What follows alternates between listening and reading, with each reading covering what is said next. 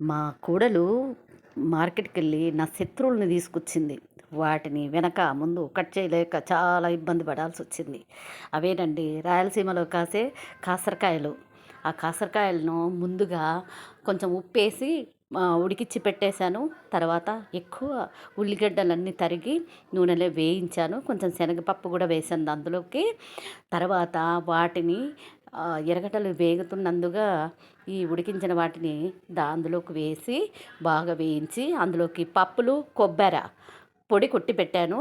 ఒక 3 స్పూన్ల కారము, ఒక 2 స్పూన్ల ఉప్పు వేసాం. ఎందుకంటే ఉడికించేటప్పుడే ఉప్పేసి ఉడికించాను. కొంచెం చూసుకొని వేశాను.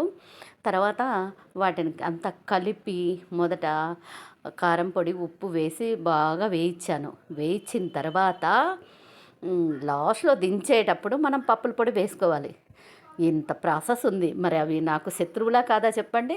ముందు తోకలుంటాయి, వెనకాల ముచ్చలుంటాయి. అయన్నీ నీట్‌గా కట్ జేసుకోవాలి. చిరుచేదుంటాయండి. కానీ టేస్ట్ మాత్రం అదిరిపోతుంది. మీరు కూడా ట్రై చేయండి, చూడండి.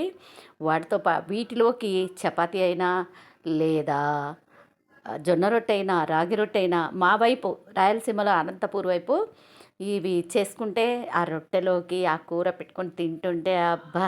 సూపర్‌గా ఉంటది.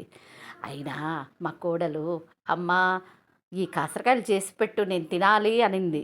ప్రేమతో నా కోడలు అమ్మ చేసి పెట్టు అంటే చేసి పెట్టుకోకుండా ఉంటానా? అందుకే వాటి మీద కసి తీర్చుకొని వెనక ముందు నీట్‌గా కట్ చేసి బాగా చేశానండి.